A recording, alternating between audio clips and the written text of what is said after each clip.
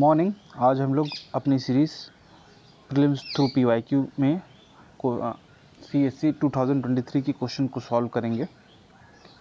तो हम लोग सीधे क्वेश्चन पे आ जाते हैं और आई होप आप लोग की पढ़ाई अच्छी चल रही हो। तो ये question paper one of the toughest paper था यूपीएससी का अब तक का 2023।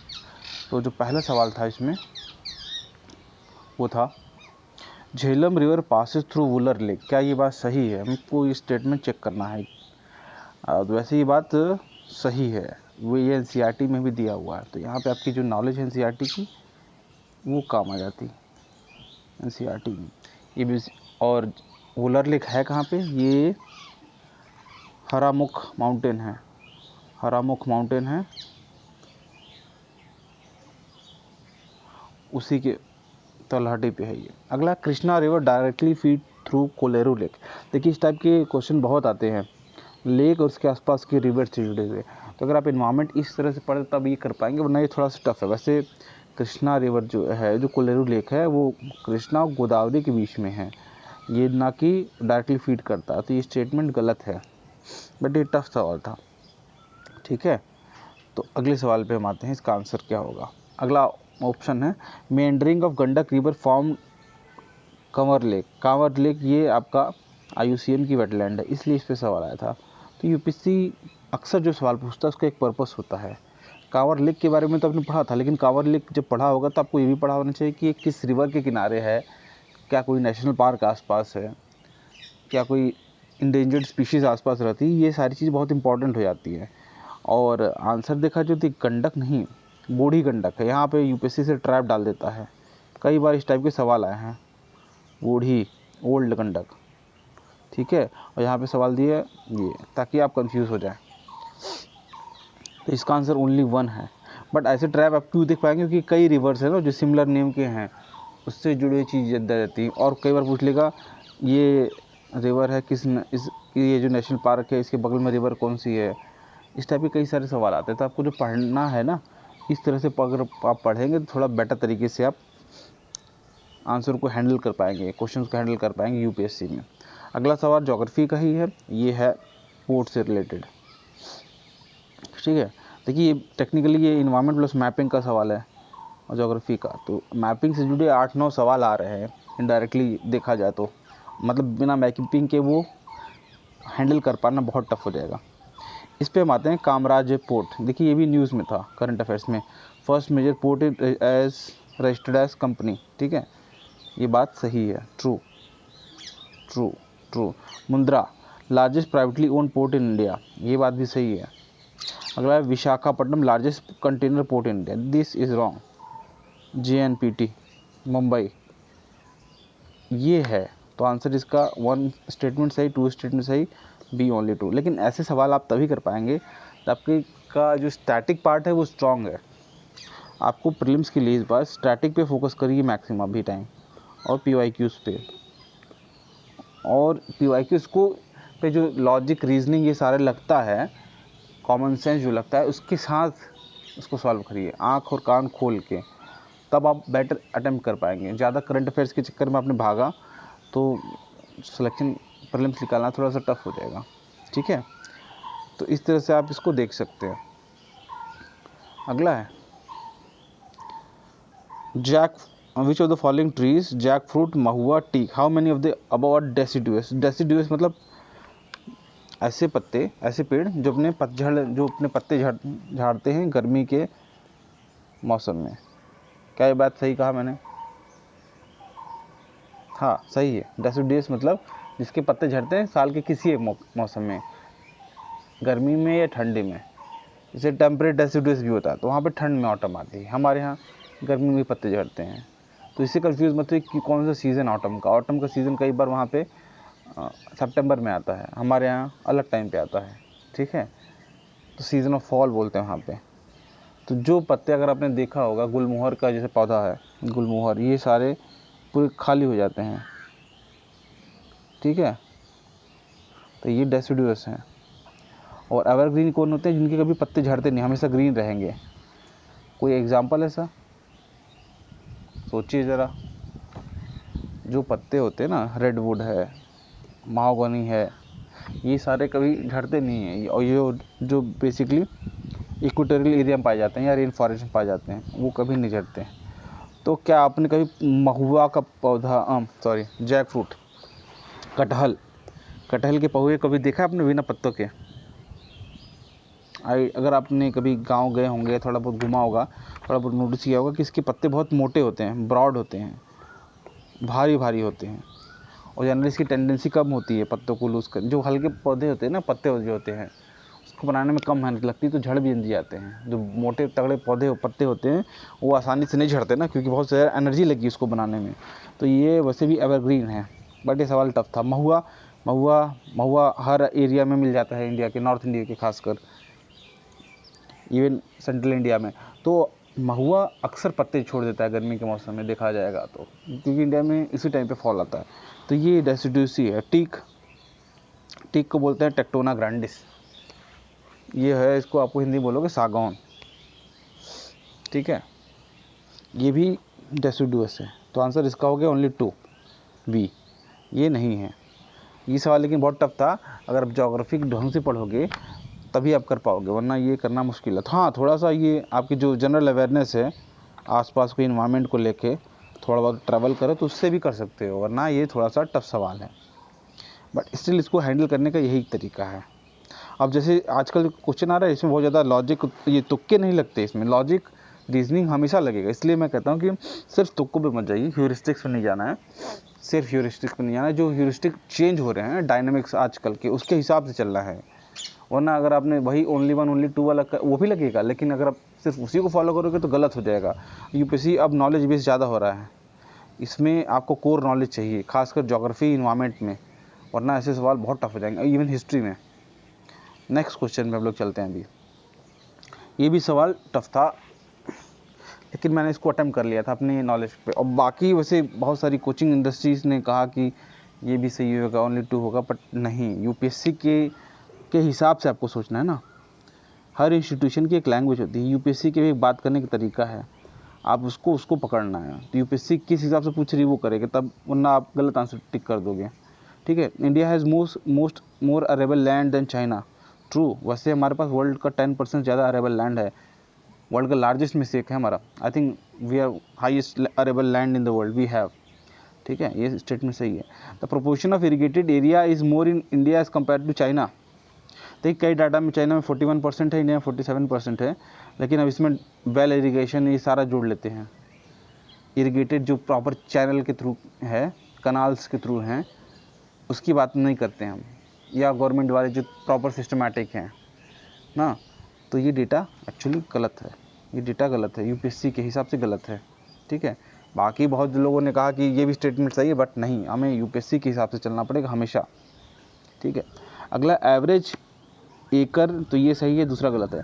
Average productivity per hectare in India is greater than China, this is wrong. ये एनसीईआरटी की डायरेक्ट लाइन है कि हमारी एरिया ऑफ कल्टीवेशन ज़्यादा है पर प्रोडक्टिविटी कम है। जापान की और ज़्यादा है, चाइना की भी ज़्यादा है, कई यूरोप में भी ज़्यादा है। तो ये भी आंसर गलत है, आंसर है ओनली 1, 4 का ए। अगला है, देखिए इन्वायरमेंट के सवाल फिर से आ गए। It is the best, which of the following is best example of repeated falls in sea level giving rise to present day extensive marsh. पहली बात तो यहाँ पे मार्शलैंड है, मार्श एरिया है। तो अगर आपको थोड़ा बताइए होगा तो भितरकनिका उड़ीसा में है, ये नेशनल पार्क भी है, सॉल्ट वाटर क्रोकोडाइल मिलते हैं, ये भी मार्श एरिया है। मरक्कम सॉल्ट पैंस जहाँ पे उगाए जाते हैं, सॉल्ट की खेती होती है, आप कल्टीवेशन होता है। तो और ये वैसे तमिलनाडु है, मरक्कम सॉल्ट पैन।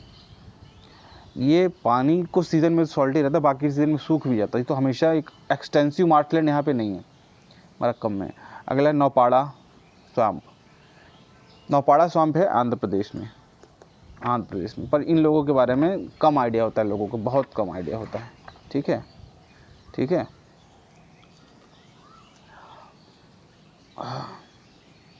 नौपाड़ा स्वाम्प, इसके बारे, ये आंध्रा में, इसके बारे में कम आइडिया होता है। अगला है रण ऑफ कच्छ।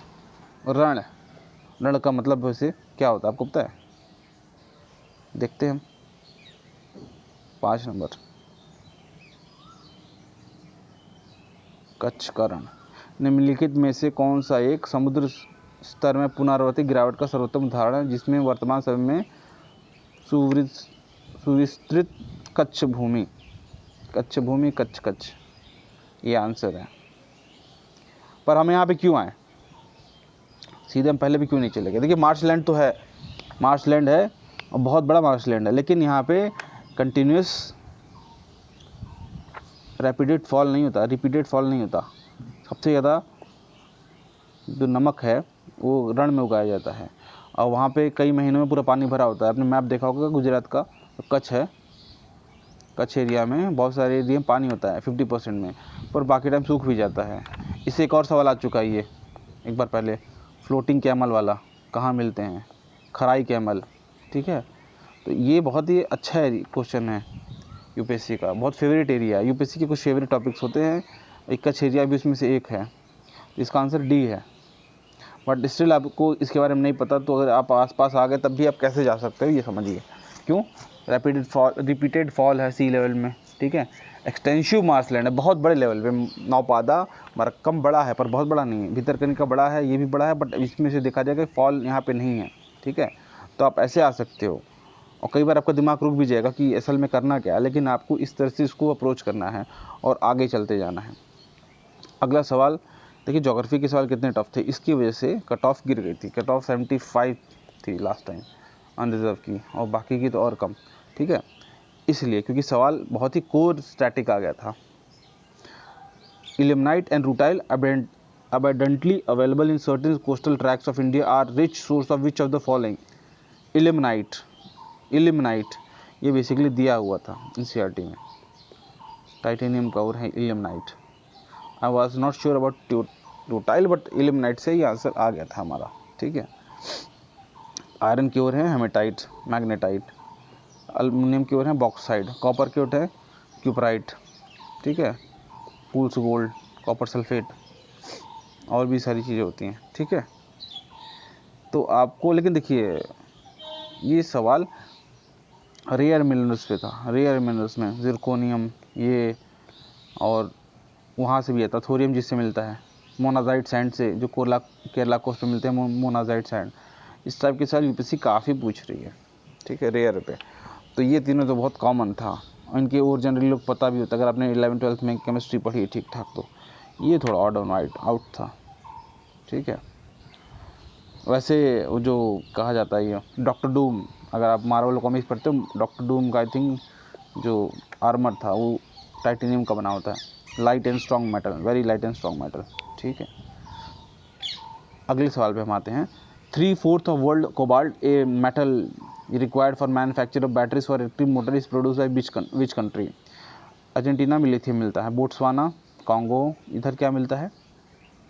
कोई इंपॉर्टेंट मिनरल है यहाँ पे बोट्सवाना या कॉन्गो में? ये डायमंड के लिए फेमस है, मूवी थी ना ये लियोनार्डो की, ब्लड डायमंड, आई थिंक यही एरिया था उसमें, बोट्सवाना। तो अगर आप मूवीज ने पहले कभी देखा है तो उससे भी आप थोड़ा सा हिंट ले सकते हो ऐसे सवाल में, क्योंकि बाउंसर सवाल होते हैं, हर जगह नहीं है कि आप मूवी देखने बैठ जाओ। बाउंसर सवाल में आपको ऐसे अपने पुराने नॉलेज को यूज़ करना है, ठीक है। तो पास्ट की नॉलेज आपकी ऐसे काम आ सकती है। देखिए हाँ भी, हमारे यहाँ भी यहाँ पे आई थी, तो आपको ये करना है। यूपीएससी का सवाल जितना अनप्रेडिक्टेबल और स्टैटिक होता जाएगा उतना आपकी नॉलेज अवेयरनेस जो है वो काम आएगी। ह्यूरिस्टिक्स ट्रिक्स टिप्स ये भी हम बताएंगे, लेकिन आपको उसको तभी यूज़ करना है जब वो ज़रूरी है। सबका एक ग्रेड होता है, सबसे पहले नॉलेज है, उसके बाद एक्सपीरियंस, उसके बाद ये सब चीज़ आएगा, ना लगे तो, ठीक है। बट ये कैसे पता चलेगा? लास्ट ईयर ही न्यूज़ आई थी ना कि एप्पल जो करे कि इन्वायरमेंट फ्रेंडली है, एप्पल की बैटरीज में जो कोबाल्ट मिलता है वो डीआरसी से आए थे। ये काफ़ी ज़्यादा न्यूज़ में था करंट में। तो और ये छोटे छोटे बच्चे जो होते हैं, चाइल्ड लेबर, वो लोग काम ये कर रहे थे, तो इसलिए चाइल्ड अब्यूज़ की बात हो गई थी। तो कि इनडायरेक्टली एप्पल भी चाइल्ड अब्यूज़ में हाथ बटा रहे, प्रमोट कर रहे हैं। तो ये न्यूज़ में था, इसलिए मैंने इसको सही कर दिया था, वरना सवाल बहुत टफ था। कजाकिस्तान में क्या मिलता है?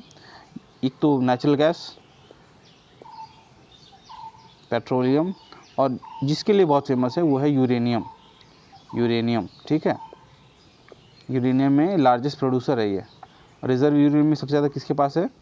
ऑस्ट्रेलिया, और प्रोड्यूसर है कजाकिस्तान, ठीक है।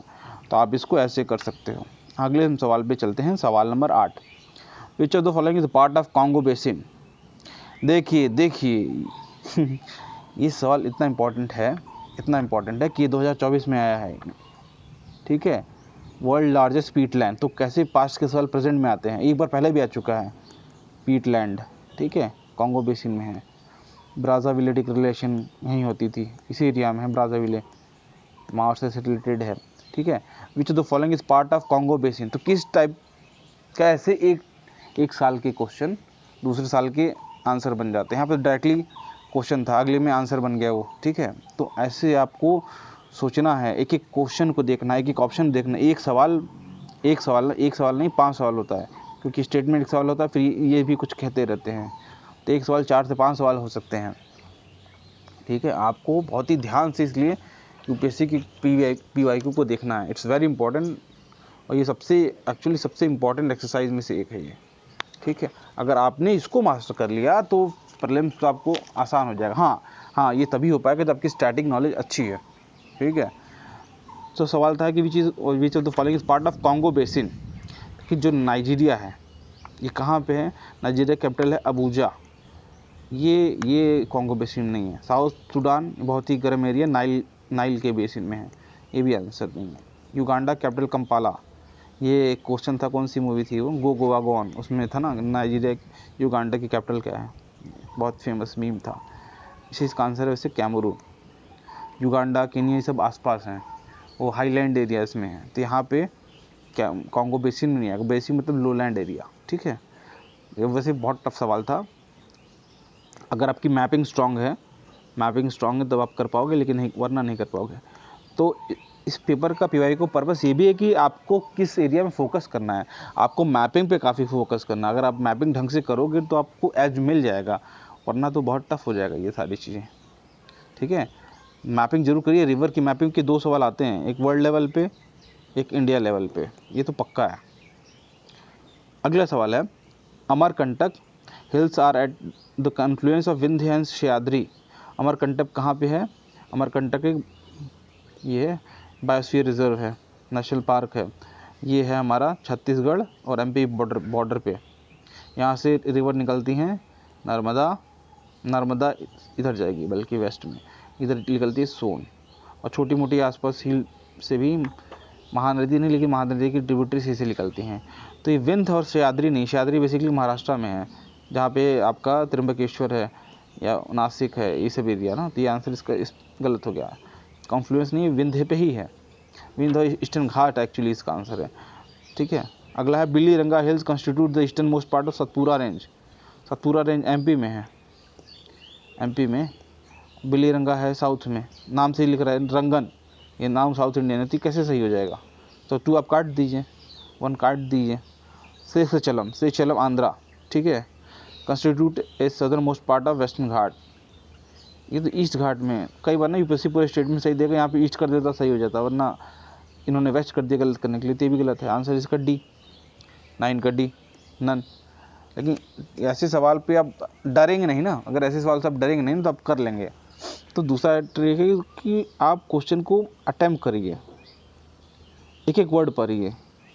वॉरियर मेंटालिटी की जो मैंने बात करता हूँ पहले से, वही आपको डेवलप करनी है। एक एक वर्ड पढ़ना है, अंत तक जूझना है, फिर आपके सवाल सही होने के चांसेस बढ़ जाएंगे। ऐसा तो नहीं कहूँगी हमेशा सही होंगे, पर चांसेस बढ़ जाएंगे, क्योंकि आपने हिंट को खोज लिया, जो यूपीएससी ने हिंट दिया, ठीक है। तो आपको ऐसे काम करना है। अगला हमारा सवाल है, सवाल number 10। With reference to India's project on connectivity, consider the following statement.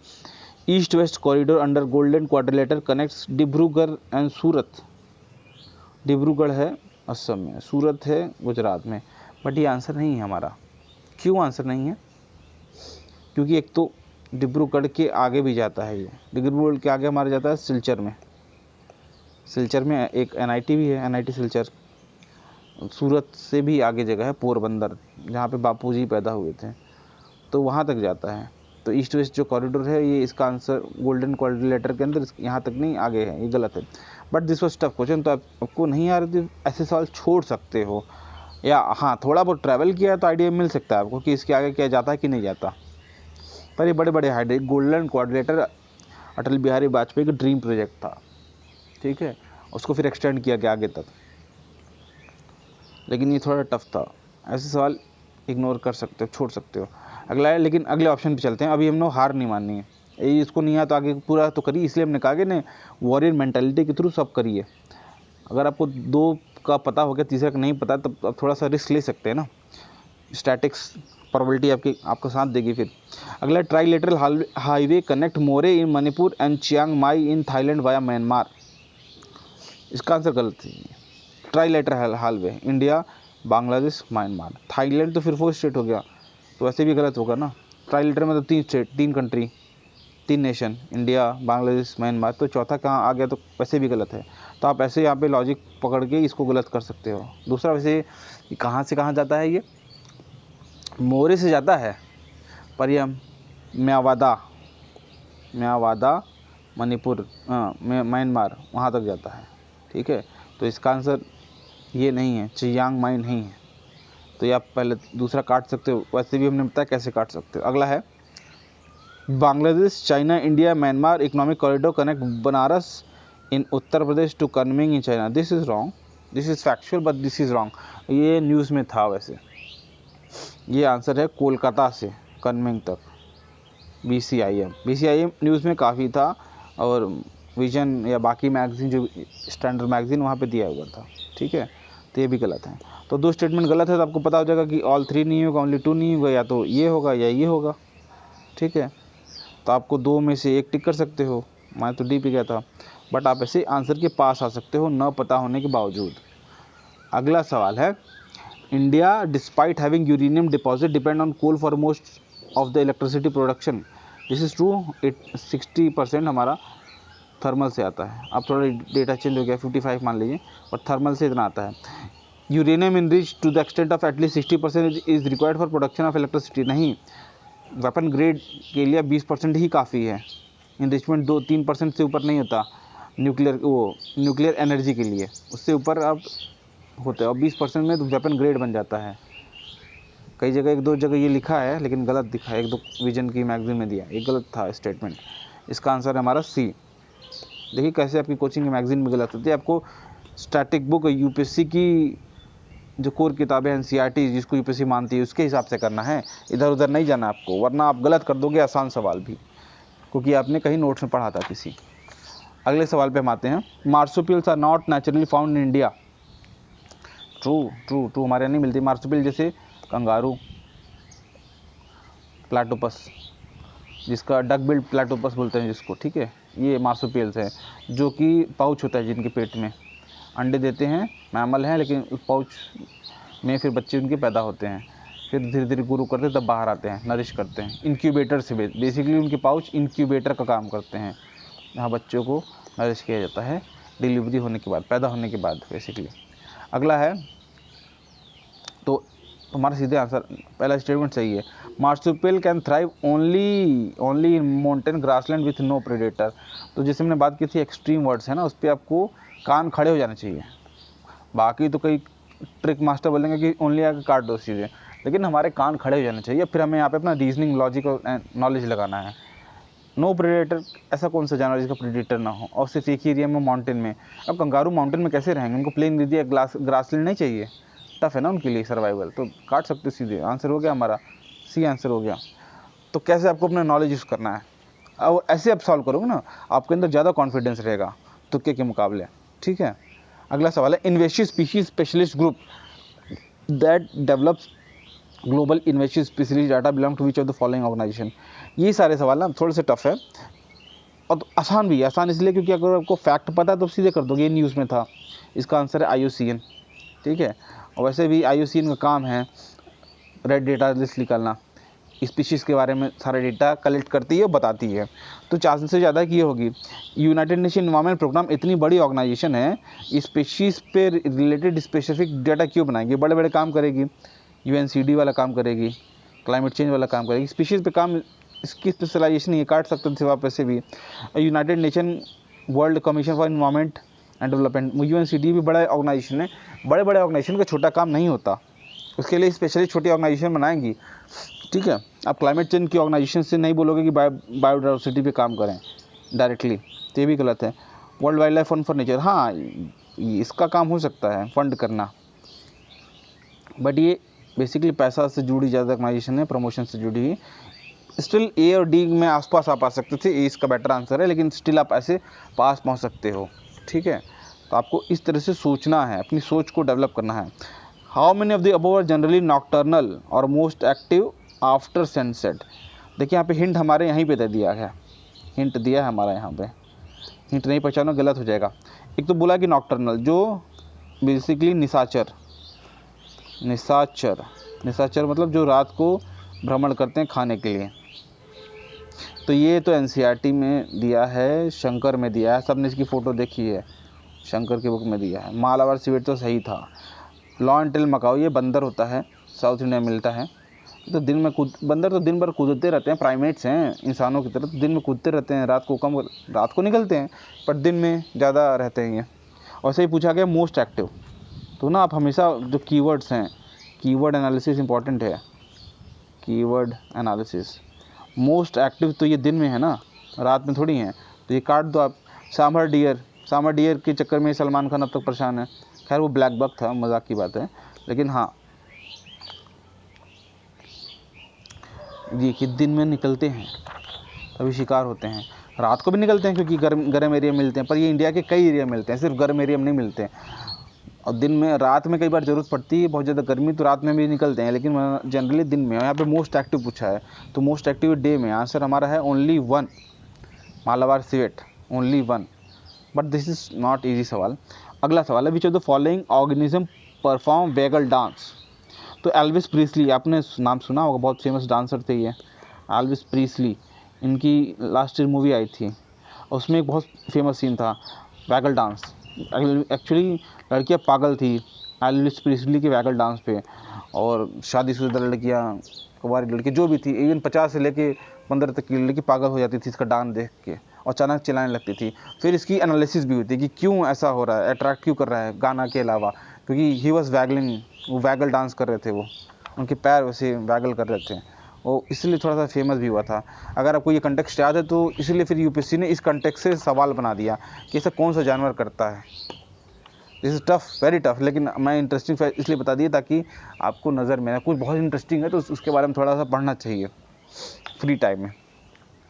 तो वो कर पाएगा, क्योंकि दिस इज़ नॉट ईजी, वो कर पाएगा या तो जिसमें जेनेटिक इवोल्यूशन हुआ है लाखों सालों का, या वो बहुत इंटेलिजेंट हो।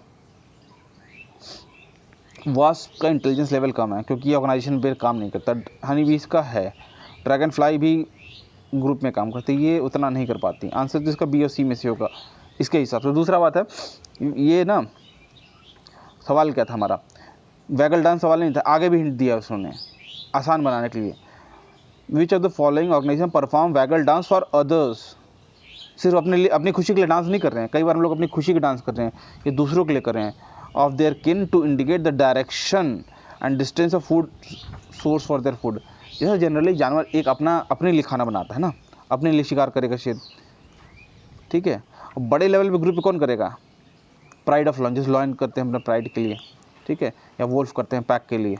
तो जो ग्रुप वाला एनिमल है वही से काम कर पाएगा, अकेले खाना खाने वाला नहीं। ग्रुप में हमारे एंट आते हैं और बीज आती हैं, ठीक है, तो ज़्यादा चांसेस है कि फूड सोर्स बताने के लिए वैगल डांस कर रहा है, तो उसको एक डायरेक्शन दे रहा है, सिग्नलिंग दे रहा है। सिग्नलिंग के मामले में हमें पता है कि बीज बहुत आगे, तो इसका आंसर सी है।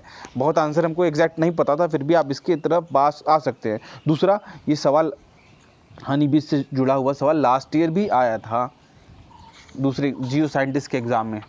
जियो साइंटिस्ट के एग्ज़ाम में ऐसा सवाल एक आया हुआ था, ठीक है, तो आपको थोड़ा बहुत आइडिया है तो आप उसको कर सकते हो। उसमें पूछा था कि, और वो अगर देख लेना, एक देख लेना, लास्ट ईयर ही आया था कि कौन से बहुत ही शार्प दिमाग के जो जानवर हैं, इंसेक्ट हैं, ऑर्गेनिज्म हैं, उसके बारे में जुड़ा हुआ सवाल था वो।